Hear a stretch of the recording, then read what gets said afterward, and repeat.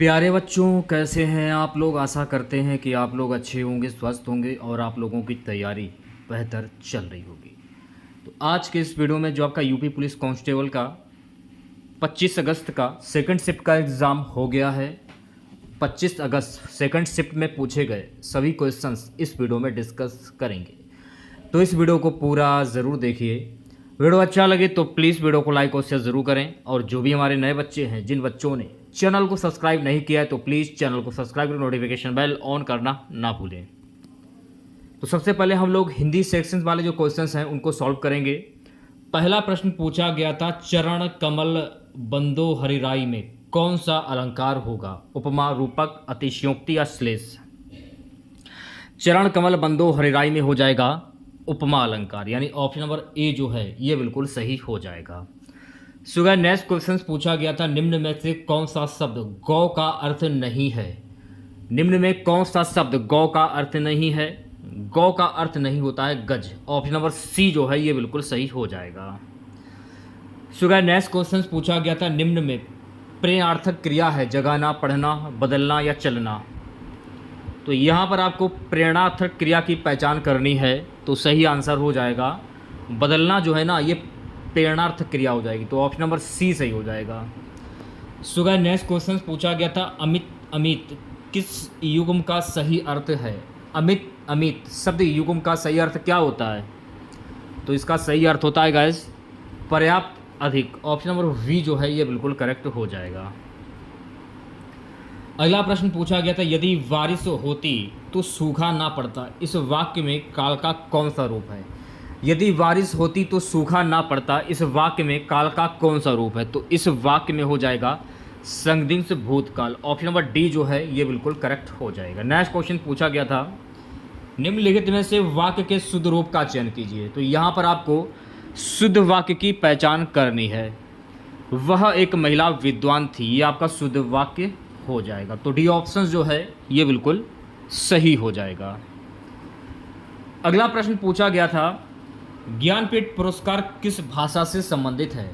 ज्ञानपीठ पुरस्कार जो है ना गाइस, ये संविधान की 8वीं अनुसूची की सभी भाषाओं से संबंधित है, तो सी ऑप्शन जो है ये बिल्कुल सही हो जाएगा।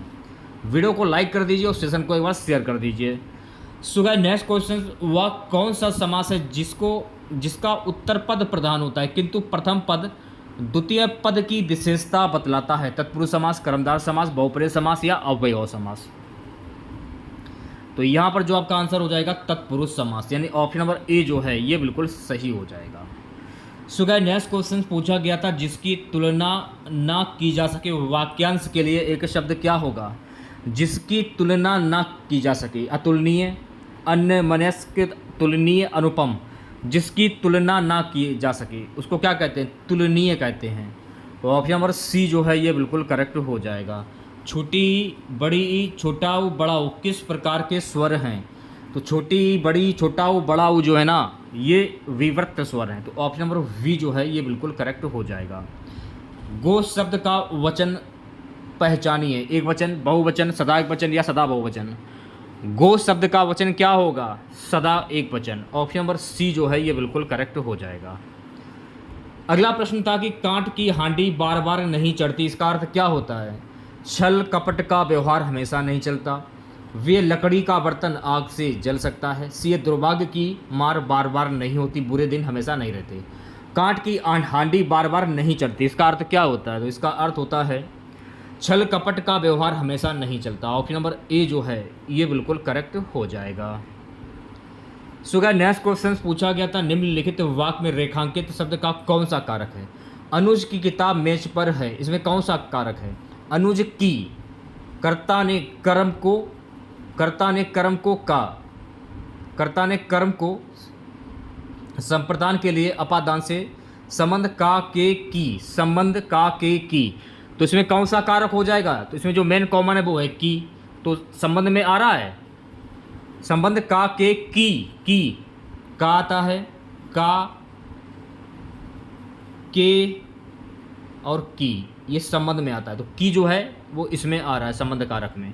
तो ऑप्शन नंबर डी जो है ये बिल्कुल सही हो जाए। कारक के कुल कितने भेद होते हैं? तो कारक के कुल 8 भेद होते हैं, ये भी आपको ध्यान में रखना है। नेक्स्ट क्वेश्चन, मंदिर मंदिरा युग्म का उपयुक्त अर्थ वाला युग्म कौन सा होगा? मंदिर मंदिरा युग्म का उपयुक्त अर्थ वाला युग्म कौन सा होगा, ये प्रश्न में पूछा जा रहा है। तो पूजा घर और पुजारी, ऑप्शन नंबर डी जो है ये बिल्कुल करेक्ट हो जाएगा। ठीक है, नेक्स्ट क्वेश्चन देखेगा।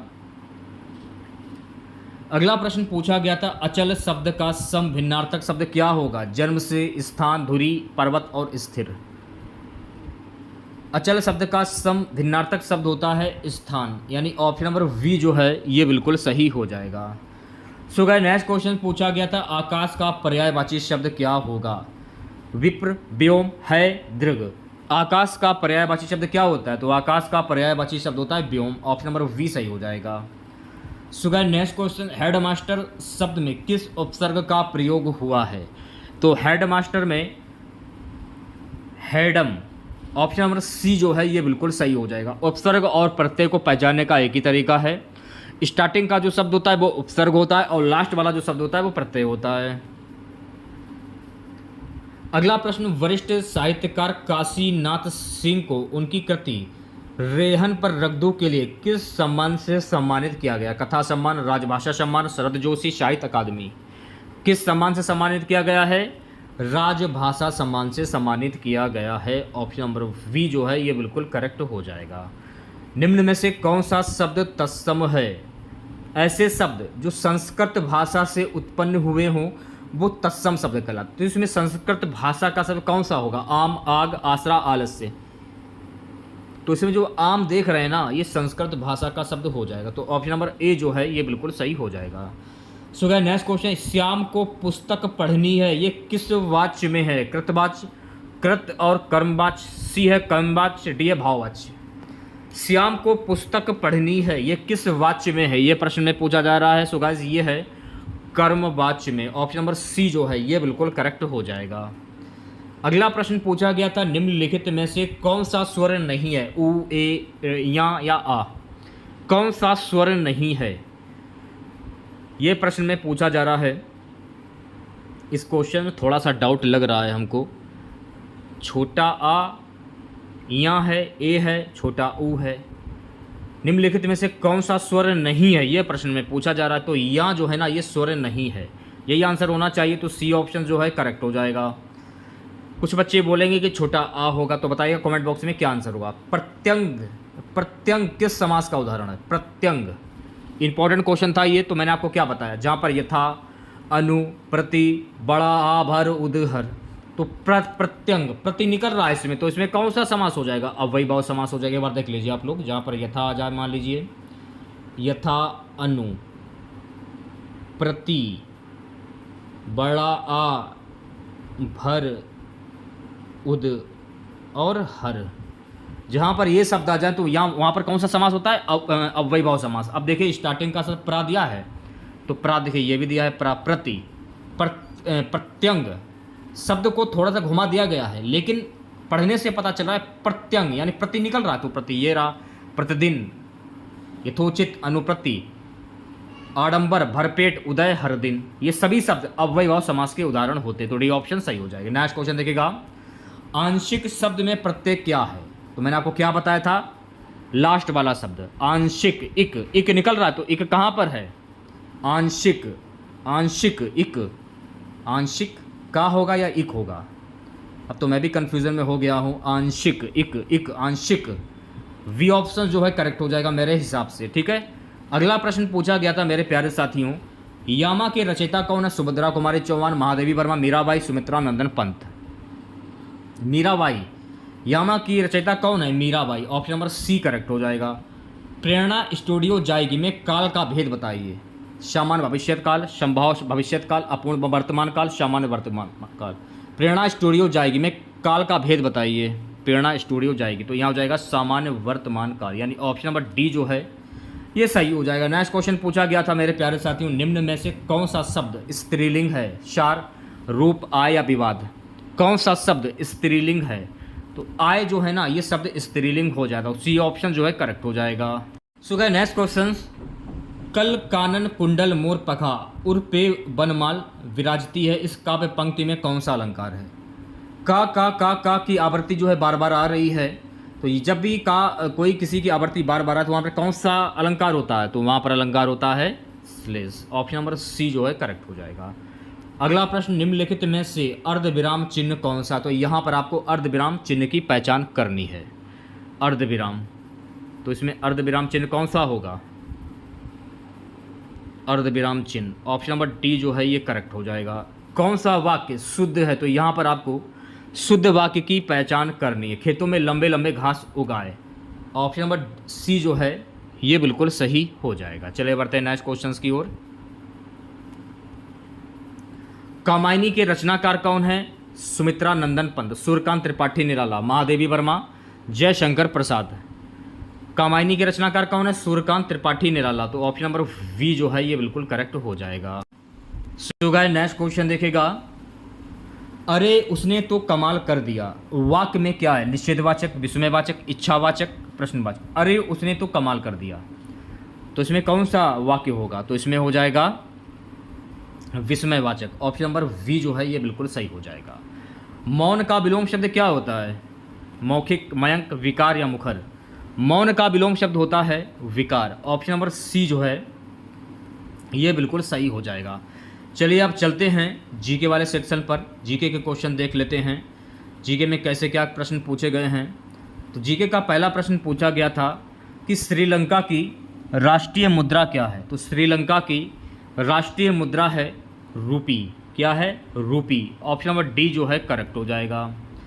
अगला प्रश्न पूछा गया था, वर्ष 2021 में मार्च के अंत में प्रसारित 2000 रुपये के नोटों का मूल्य रुपए ट्रिलियन में क्या था। 4.90, 1.90, 2.22, 6.00। कितना था, 4.90। ऑप्शन नंबर ए जो है ये बिल्कुल सही हो जाएगा। अगला प्रश्न पूछा गया था कि कौन सा देश अपने अनोखे ज्वालामुखी परिदृश्य के कारण भूतापीय ऊर्जा के व्यापक उपयोग के लिए जाना जाता है। आइसलैंड, ऑस्ट्रेलिया, ब्राज़ील या नॉर्वे। तो कौन जाना जाता है, आइसलैंड जाना जाता है। तो ऑप्शन नंबर ए जो है ये बिल्कुल करेक्ट हो जाएगा। सो गाइस नेक्स्ट क्वेश्चन, शहरी क्षेत्रों में उपनगरों की ओर पलायन करने वाले आर्थिक रूप से सुरक्षित श्वेत लोगों को कहा जाता है। काली उड़ान, प्रवासन, अप्रवासन, सफ़ेद उड़ान। वीडियो को लाइक कर दीजिए सभी बच्चे और सेशन को बस शेयर कर दीजिए। सफ़ेद उड़ान कहते हैं, तो डी ऑप्शंस करेक्ट हो जाएगा। नेक्स्ट क्वेश्चन देखेगा, अफ्रीका में कितने देश मौजूद हैं, 56, 50, 54 या 52। अफ्रीका में कुल कितने देश मौजूद हैं, तो अफ्रीका में कुल 54 देश जो हैं वो मौजूद हैं। तो ऑप्शन नंबर सी जो है ये बिल्कुल करेक्ट हो जाएगा। नेक्स्ट क्वेश्चन देखेगा सभी बच्चे, भारत में ऑपरेशन ग्रीन हंट क्या है। कश्मीर में आतंकवाद विरोधी अभियान, नक्सल विरोधी अभियान, मादक पदार्थों की तस्करी विरोधी अभियान, एंटी पायरेसी ऑपरेशन। भारत में ऑपरेशन ग्रीन हंट का क्या है, नक्सल विरोधी अभियान। ऑप्शन नंबर वी जो है ये बिल्कुल करेक्ट हो जाएगा। ठीक है, नेक्स्ट क्वेश्चन देखेगा, WPI का पूर्ण रूप क्या है। Whole price index, ball price index, whole print index, wholesale price index. तो ऑप्शन नंबर डी जो है ये बिल्कुल करेक्ट हो जाएगा, wholesale price index. So guys next question पूछा गया था, वित्तीय या बैंकिंग प्रणाली को प्रत्येक वर्ष खालिस्तान करोड़ आधार मुद्रा के संदर्भ में अतिरिक्त बढ़ावा मिलेगा। चलिए इस क्वेश्चन को हम लोग बाद में देखेंगे।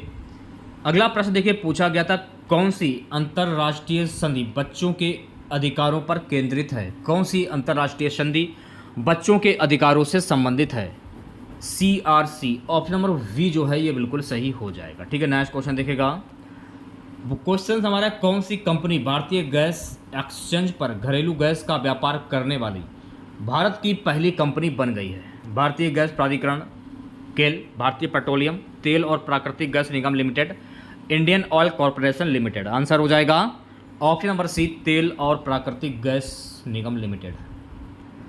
अगला प्रश्न पूछा गया था, SAARC का मतलब क्या है। इसका फुल फॉर्म बताना था, तो इसका फुल फॉर्म होता है साउथ एशियाई association for regional cooperation. Option number A correct हो जाएगा। अगला प्रश्न था, समीक्षकों द्वारा प्रशंसित Netflix OTT series Delhi crime का निर्देशन किसने किया था। तो इसका जो निर्देशन है ना, रिची मेहता ने किया था, तो सी ऑप्शन करेक्ट हो जाएगा। सो गाइस नेक्स्ट क्वेश्चन, अर्थव्यवस्था की दृष्टि से ITC का पूर्ण रूप क्या है। तो अर्थव्यवस्था की दृष्टि से ITC का पूर्ण रूप होता है input tax credit. Option number B जो है ये बिल्कुल सही हो जाएगा। सो गाइस नेक्स्ट क्वेश्चन देखिएगा। अगला प्रश्न पूछा गया था, भारत में राष्ट्रीय दुग्ध दिवस किस महीने में मनाया जाता है? भारत में राष्ट्रीय दुग्ध दिवस जो है ना नवंबर के महीने में मनाया जाता है। कब मनाया जाता है? नवंबर के महीने में। ठीक है, नेक्स्ट क्वेश्चन देखिएगा। अगला प्रश्न पूछा गया था, राष्ट्रीय राजमार्ग अधिनियम 1956 किस कर नीति पर लागू होता है?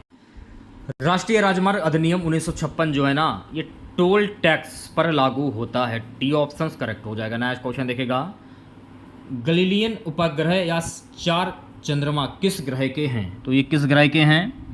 तो ये जो है ना बृहस्पति ग्रह के। तो सी ऑप्शन जो है करेक्ट हो जाएगा। नेक्स्ट क्वेश्चन देखिएगा। सेशन को शेयर कर दीजिए एक बार आप लोग और वीडियो को लाइक कर दीजिए। लोकसभा भंग करने की शक्ति किसके पास है? तो लोकसभा भंग करने की जो शक्ति है ना ये राष्ट्रपति के पास हो। तो ऑप्शन नंबर ए करेक्ट हो जाएगा। ठीक है, नेक्स्ट क्वेश्चन देखिएगा सभी बच्चे। निम्नलिखित में से महात्मा गांधी राष्ट्रीय ग्रामीण रोजगार गारंटी अधिनियम मनरेगा की एक विशेषता क्या है? प्रतिवर्ष 100 दिन के वेतन रोजगार की गारंटी, निजी क्षेत्र में रोजगार की पेशकश, केवल कुशल श्रमिकों को लक्ष्य करना, शहरी रोजगार उपलब्ध कराना। तो ऑप्शन नंबर ए जो है ये बिल्कुल सही हो जाएगा। प्रतिवर्ष 100 दिन के वेतन के रोजगार की गारंटी। अगला क्वेश्चन पूछा गया था, आसियान के संबंध में भारत की एक्ट ईस्ट नीति का महत्व क्या है? ऑप्शन नंबर ए जो है ये बिल्कुल सही हो जाएगा। दक्षिण पूर्व एशियाई देशों के साथ आर्थिक, सामरिक और सांस्कृतिक संबंधों को बढ़ावा देती है। नेक्स्ट क्वेश्चन देखेगा सभी बच्चे। अगला प्रश्न पूछा गया था, हाल ही में किस मिशन को अंतरिक्ष अन्वेषण के लिए 2024 जॉन एल जैक स्विगट जूनियर पुरस्कार मिला? चंद्रयान 3 मिशन को मिला था, शायद यही आंसर होना चाहिए। हाँ, चंद्रयान 3 मिशन को मिला था। तो ऑप्शन नंबर ए जो है ये बिल्कुल सही हो जाएगा। नेक्स्ट क्वेश्चन देखेगा सभी बच्चे। DDoS का फुल फॉर्म क्या होता है? तो DDoS का फुल फॉर्म होता है distributed denial of service. Option number D जो है ये बिल्कुल सही हो जाएगा। अगला प्रश्न पूछा गया था, 2014 में भारत में नोबेल शांति पुरस्कार किसने प्राप्त किया? तो 2014 में भारत में नोबेल शांति पुरस्कार जो है ना कैलाश सत्यार्थी ने प्राप्त किया। तो ऑप्शन नंबर वी सही हो जाएगा। प्रसिद्ध पुस्तक the return of the native किसके द्वारा लिखी गई? तो प्रसिद्ध पुस्तक द रिटर्न ऑफ नेटिव जो है ना गाइस ये लिखी गई है थॉमस हार्डी के द्वारा। ऑप्शन नंबर डी सही हो जाएगा। ठीक है, नेक्स्ट क्वेश्चन देखिएगा। एलोरा निम्नलिखित में से किस राज्य में एक पवित्र स्थल है? राजस्थान, गुजरात, कर्नाटक या फिर महाराष्ट्र? तो ऑप्शन नंबर डी जो है ये महाराष्ट्र आपका सही आंसर हो जाएगा। अगला प्रश्न है, नीति वैज्ञानिक कौन है? तो नीति वैज्ञानिक कौन है? इसमें देखिए हमको जो है बी वाला ऑप्शन से लग रहा है, वैज्ञानिक जो मनुष्य के व्यवहार का अध्ययन करते हैं। अब ये भी आंसर लग रहा है और ये भी आंसर लग रहा है। आपके हिसाब से आंसर क्या होगा कमेंट बॉक्स में ज़रूर बताइएगा। नेक्स्ट क्वेश्चन देखिएगा। उत्तर प्रदेश से उत्पन्न कौन सी पारंपरिक नृत्य अपनी नाटकीय कहानी कहने और जटिल फुटवर्क के लिए पहचाना जाता है? भरतनाट्यम, कथक, छौ या कुचिपुड़ी? आंसर हो जाएगा option number B, Kathak answer सही हो जाएगा। ठीक है, करते हैं नेक्स्ट क्वेश्चन की। प्रधानमंत्री फसल बीमा योजना PMFBY क्या है? ऑप्शन नंबर डी जो है ये बिल्कुल सही हो जाएगा। कृषि क्षेत्र में सस्टेनेबल उत्पादन का समर्थन करता है। ऑप्शन नंबर डी सही हो जाएगा। नेक्स्ट क्वेश्चन देखिएगा सभी बच्चे। ट्विटर और इंस्टाग्राम जैसे सोशल मीडिया प्लेटफॉर्म पर वेरीफाइड अकाउंट क्या दर्शाता है? तो ये दर्शाता है खाता एक सार्वजनिक व्यक्ति या संगठन से संबंधित है और प्रमाणित है। ऑप्शन नंबर ए जो है ये बिल्कुल करेक्ट हो जाएगा। सो गाइस नेक्स्ट क्वेश्चन पूछा गया था, मानव अधिकारों की सार्वभौमिक घोषणा कितनी भाषाओं में अनुवाद किया गया? 200, 400, 500 या 300? मानव अधिकारों की सार्वभौमिक घोषणा जो है कुल 500 भाषाओं में अनुवाद किया गया। सी ऑप्शन करेक्ट हो जाएगा। नेक्स्ट क्वेश्चन देखिएगा। रियल किस देश की मुद्रा है? ब्राज़ील, अफगानिस्तान, भूटान या कनाडा? रियल किस देश की मुद्रा है? तो रियल जो है ना गाइज ये ब्राज़ील देश की मुद्रा है। तो ऑप्शन नंबर ए जो है ये बिल्कुल सही हो जाएगा। नेक्स्ट क्वेश्चन देखिएगा। भारत की लुक ईस्ट पूर्व की ओर देखो नीति का मुख्य उद्देश्य क्या है? भारत की लुक ईस्ट पूर्व की ओर देखो नीति का जो मुख्य उद्देश्य है मेरे प्यारे साथियों, दक्षिण पूर्व एशिया के साथ आर्थिक और सामरिक संबंधों को मजबूत करना। ऑप्शन नंबर डी जो है ये बिल्कुल सही हो जाएगा। अगला क्वेश्चन पूछा गया था, 1942 में भारत छोड़ो आंदोलन के समय भारत का वायसराय कौन था? तो 1942 में भारत छोड़ो आंदोलन के समय भारत का वायसराय था लॉर्ड लिनथिलिगो। ऑप्शन नंबर डी जो है करेक्ट हो जाएगा। नेक्स्ट क्वेश्चन देखेगा। खाली स्थान में कंप्यूटर में इनपुट से पहले या उसके दौरान डेटा बदलना शामिल है। तो ये शामिल है data drilling. Option number B जो है करेक्ट हो जाएगा। नेक्स्ट क्वेश्चन देखेगा, ट्रेडमार्क, कॉपीराइट और पेटेंट हैं अमूर्त संपत्ति, वर्तमान समय, निवेश या स्थायी संपत्ति। तो ये है अमूर्त संपत्ति। ऑप्शन नंबर ए जो है करेक्ट हो जाएगा। कौन सा देश 2021 में बिटकॉइन को कानूनी मुद्रा के रूप में उपयोग करने वाला पहला देश बन गया है? Japan, Switzerland, Venezuela, El Salvador. Option number जो आपका वी है अल साल्वाडोर, ये सही हो जाएगा। ठीक है। अगला प्रश्न, निम्नलिखित में से कौन सा देश प्रयोगशाला में नियंत्रित केंद्रीय संलयन प्राप्त करने वाला पहला देश था? इस देश का नाम है United kingdom. Option number A जो है ये बिल्कुल सही हो जाएगा। किस दिन को धूम्रपान निषेध दिवस के रूप में माना जाता है? किस दिन को धूम्रपान निषेध दिवस के रूप में माना जाता है? मार्च का दूसरा बुधवार। ऑप्शन नंबर ए जो है करेक्ट हो जाएगा।